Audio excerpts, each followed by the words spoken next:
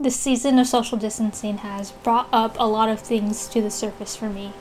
A lot of things that I thought I was done dealing with or overcoming or healing from.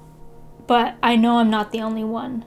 For many of us, this is the first global crisis that we've experienced, a pandemic of this magnitude. This truly affects everyone, and I know you may not find comfort in knowing that, but at least you could be rest assured in knowing that you are not alone in the way that you may be feeling right now.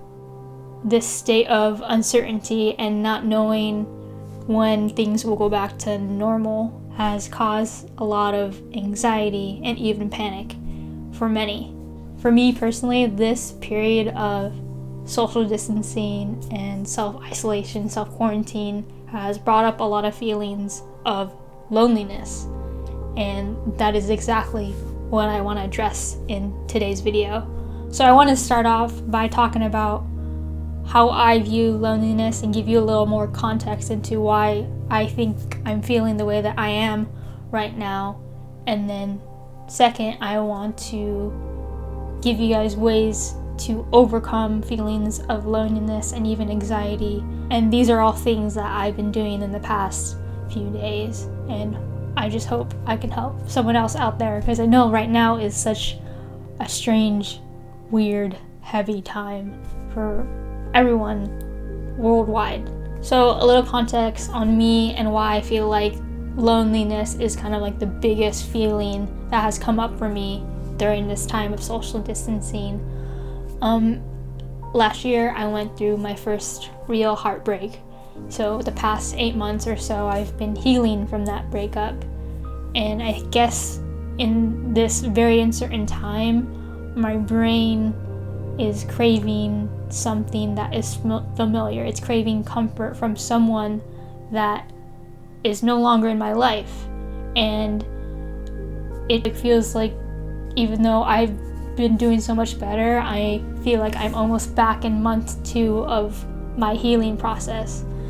And I've been trying very hard to not get frustrated with myself or judge myself for it. During my healing process, I've also viewed the concept, the feeling of loneliness differently, thanks to a podcast that I listen to regularly. The podcast is called Unfuck Your Brain and is hosted by a thought work coach. Her name is Kara Lowenthal, I think her name is. I will link the podcast below. And she has an episode about loneliness, and this is how she defines loneliness.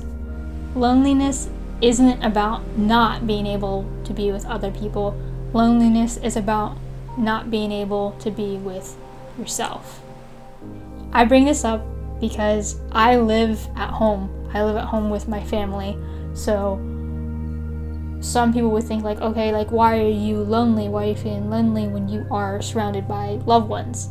And it goes back to the idea that loneliness is not about other people. It's about you. It's about an inward experience, you not being able to be alone with yourself and consequently your thoughts and your feelings. With that being said, I know human interaction and connection is very important to happiness and overall mental health. I'm looking at you extroverts, but even as an introvert, I do miss just being able to go out and hang out with friends.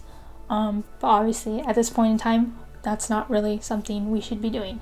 So now you have a little bit of background on me and how I'm viewing loneliness in this time and just in general.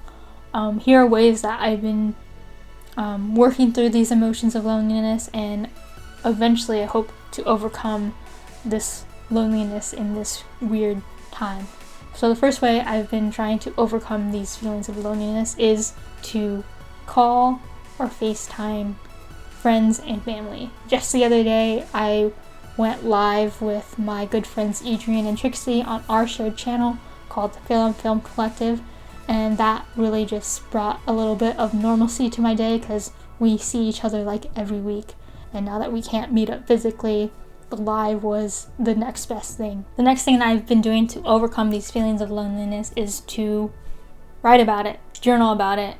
I think no matter what emotion you are currently feeling, writing is the best way to work through emotions, even if it is just to get them out and get them out of your head and onto paper, is definitely a step in the right direction. Which brings me to the next action you can take to help you work through feelings of loneliness, anxiety, is to go for a walk. We are still okay to go for walks, around your neighborhood, as long as you're not like sick, but go for a walk. 15 minutes, is all you need. Our brains are still very primitive, and it still wants to do fight or flight, as if, we're still in danger from animals and stuff like that. Except nowadays it's just our thoughts and our feelings that we're afraid of. And I'm by no means saying that you should run away from your problems or emotions, but any type of movement, walking, gives your brain the chance to calm down, and it just makes it feel like, okay, you are dealing with this sense of danger. I think I can calm down a little bit. The fourth action you can take, do something you enjoy, whether that's blasting music and having a dance party, playing guitar, taking up hobbies that maybe you haven't had time for, but now you have all this time for. Just do something that you enjoy. It's okay. I think, I'm not saying always just distract yourself, but sometimes, and I think, again, in this time, I think that's okay if that's the most you can do, is just distract yourself, or have an outlet to have a little bit of fun, have a little bit of joy in your day. And the last action you can take to overcome feelings of loneliness, this is the best action and honestly the hardest one, is to simply sit with your emotions, simply sit with your loneliness. This is very hard to do, but again, the only way through tough emotions like this is to allow yourself to feel them. And the first few times that you do this, don't put pressure on yourself to try to understand why you're feeling that way. Eventually, once you get in the practice of it, you'll kind of realize, oh, this is why I'm feeling this way right now. For instance, I know I'm feeling the way that I'm feeling right now because, again, such an uncertain time is making my brain crave something of comfort, of familiarity that, now is unfortunately not part of my life. And it's just kind of readjusting to all the changes that are happening day to day. Secondly, when it comes to sitting with your emotions, just have compassion with yourself. Understand that you don't need to judge yourself for feeling lonely or sad or anxious. Just really take this time to practice self-compassion.